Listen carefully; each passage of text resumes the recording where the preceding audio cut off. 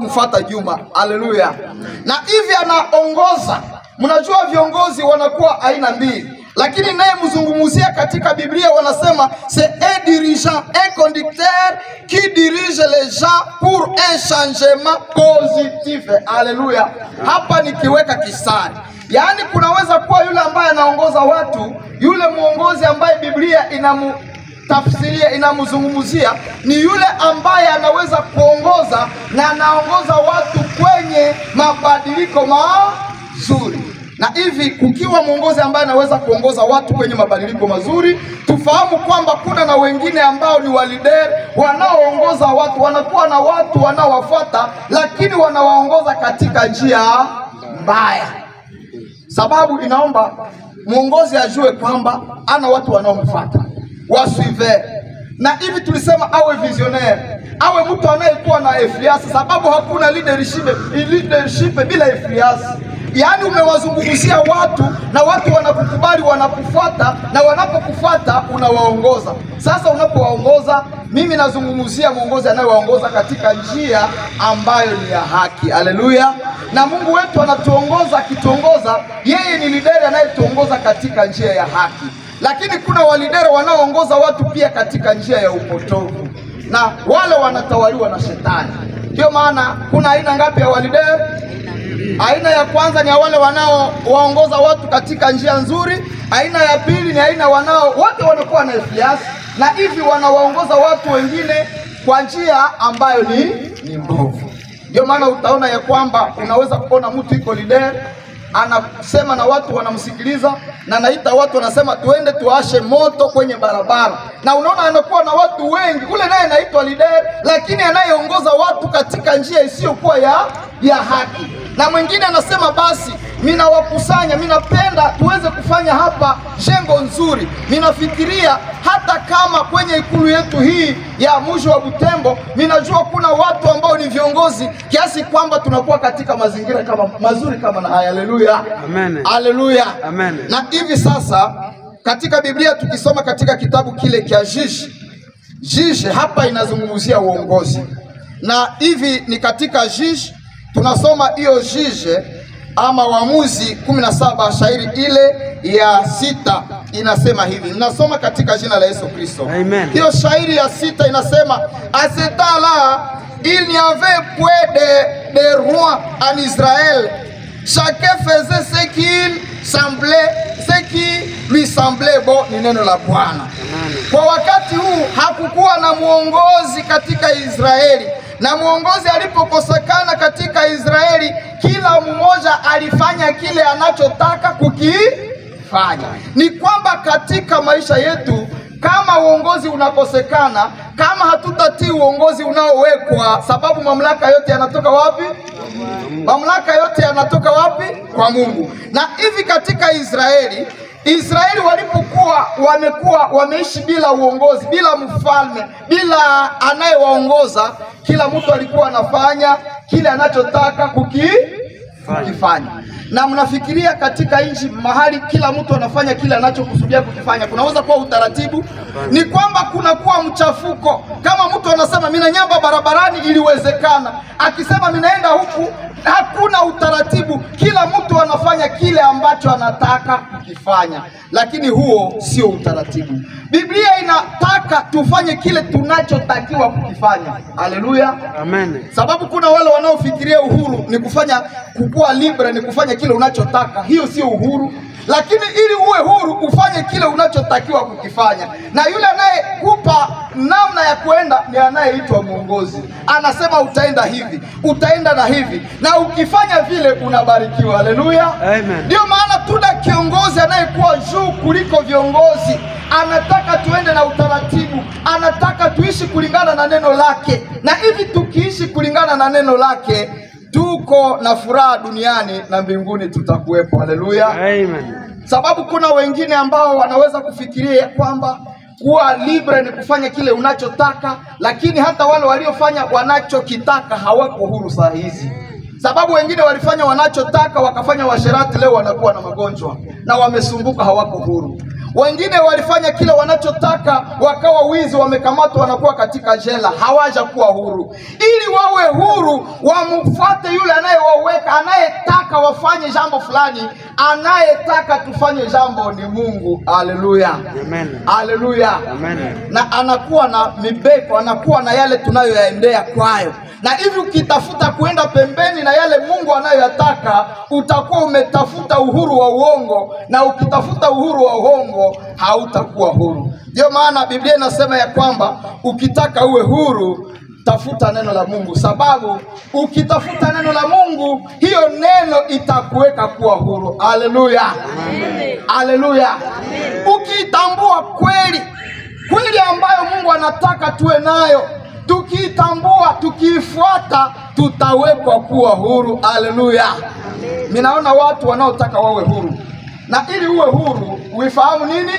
Neno la Mungu. Uifahamu neno la Mungu. Neno la Mungu ndilo linaweka huru.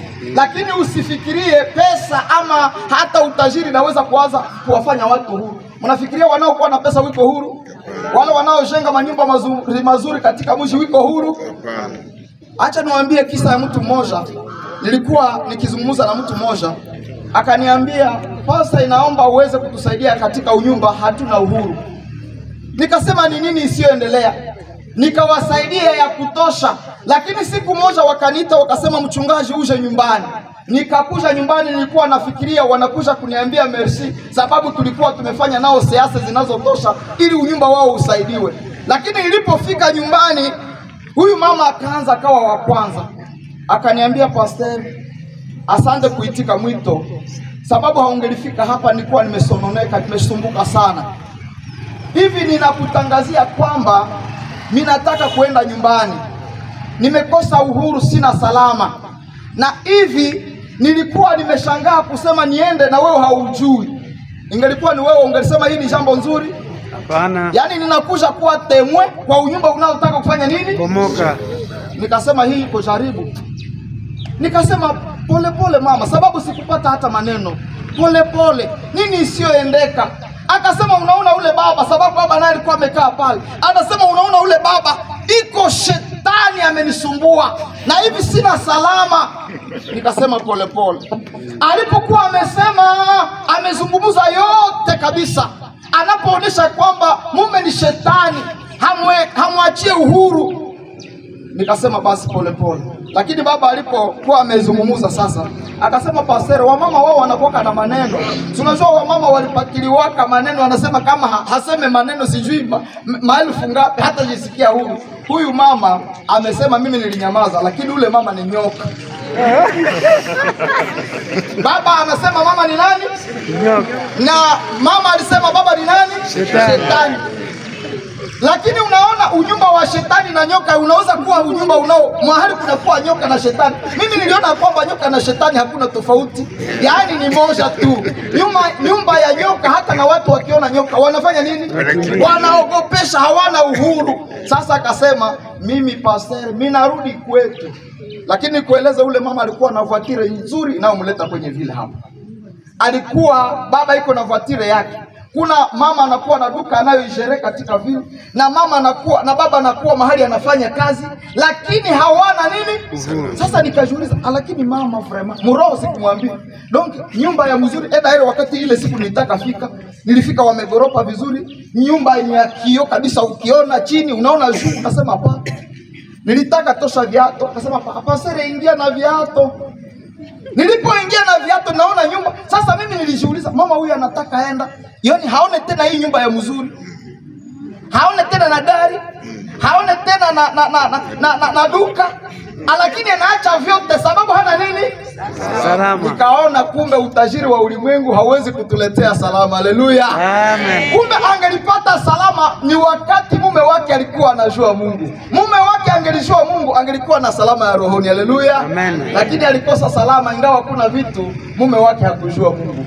Mume alikosa salama sababu mke wake hakujua nani? Hakujua Mungu. Na hivi ili tuwe huru tumfahamu Mungu. Haleluya. Amen. Ili tuwe na salama tumfahamu nani? Utaitambua kweli, na hiyo kweli itakuweka wewe kuwa huru, na neno litashimama.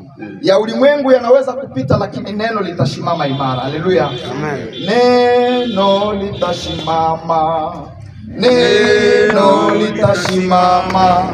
Ya ulimwengu yatapita, lakini neno litasimama.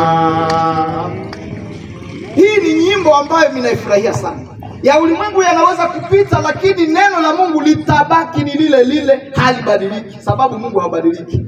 Aliyesema jana ni yale ya leo na ni yale yatakayokuwa kesho. Haleluya. Amen. Mungu hawezi kubadilika. Sasa Israeli kulipokosa uongozi, watu walifanya nini? Ni kwamba watu wakikosa utaratibu, watu wakikosa uongozi, utakuwa mchafuko. Ndio maana tuwaheshimu wanaotuongoza, sababu ni mamlaka yanatoka wapi? Kwa Mungu. Nao wakituongoza, watuongoze katika utakatifu wote, sababu sisi ni watoto wa nani? Wa Mungu. Wa Mungu. Katika Biblia tuliona kwamba kuna nivo, ninapoendea kumaliza, kuna sengi nivo ambazo nilitaka nizungumzie katika leadership.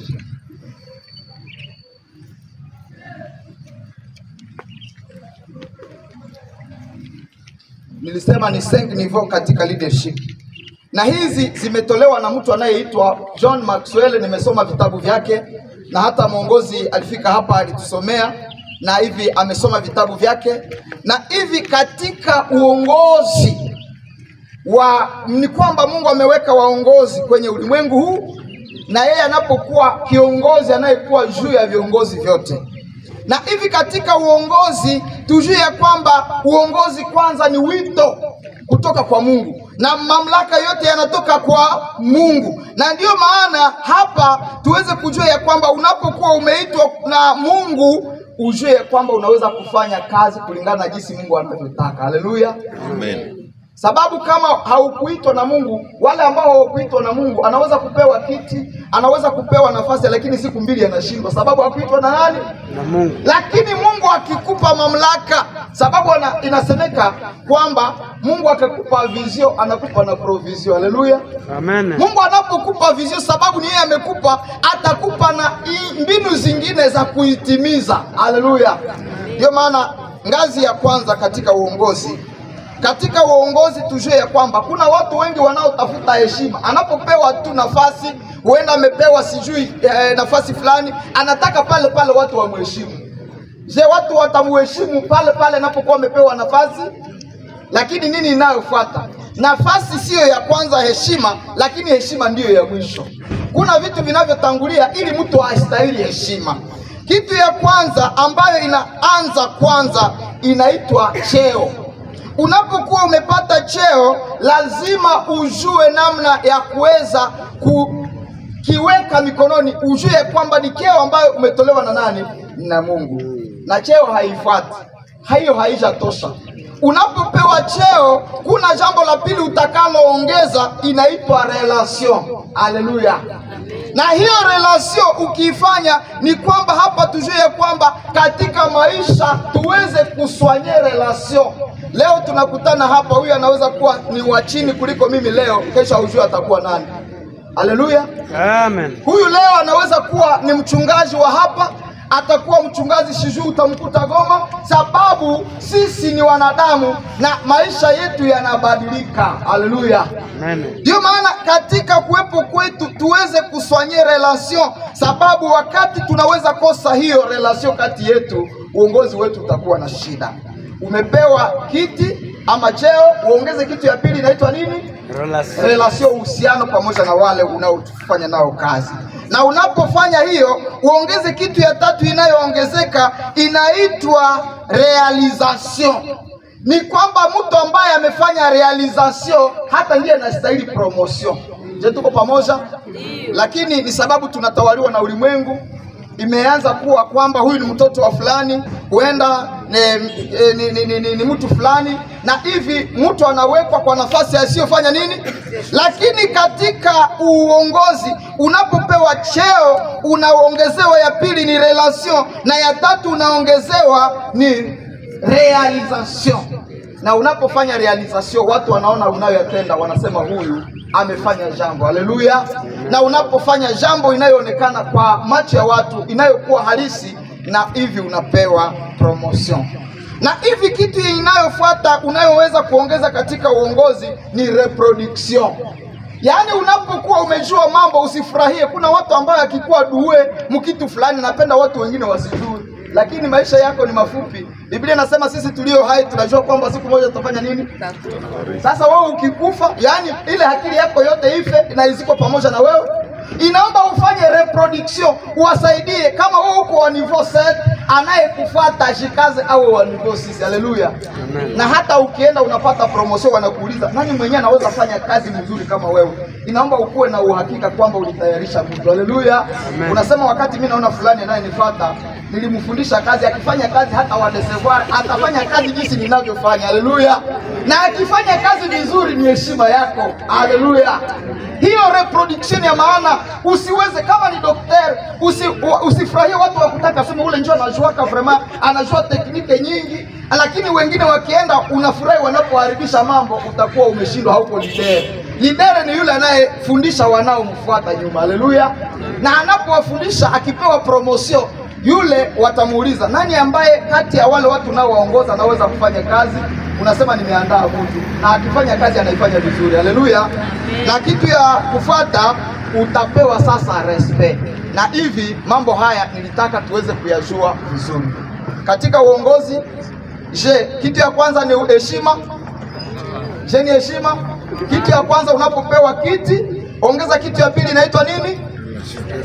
Relation. Tuswanye kukutana ni miujiza wapendwa. Hapa umeniona leo, mimi nikikutana na wewe ni miujiza, sababu katika kukutana na watu nimepata faida nyingi. Haleluya. Ukiwa na watu, wakati unapata kaukazio kukutana na watu unapigana nao, mahali utaenda maisha yako yatakuwa mabaya. Hata wafungwa mimi nawaambia huko nje, kunakuwa wale ambao ni wanaitwa waongozi, wanawapiga wengine, wanafanya nini? Mimi nawaambia huyu anayekuwa hapa leo anaweza kuitwa Munyago, kesho anakuwa mkubwa nje. Haleluya. Sasa kama ulimmaltrete humu ndani, akifika nje atasema ule alinitesa wapi? Tunaweza kuwa watu, lakini tujue kwamba katika maisha hakuna yule anayejitoshelea. Sote tunasaidiana, na hii ni relation. Na kitu inayofuata utaongeza nini? Reproduction. Uzae. Kama hauzae uko muongozi, uko duwe na mambo, lakini unaoshinda nao hawajajua hata kitu moja kwa yanaye unayokuwa nayo, hauko kiongozi mzuri. Reproduction, uzae, watayarishe. Hata Paulo alitayarisha Timotheo.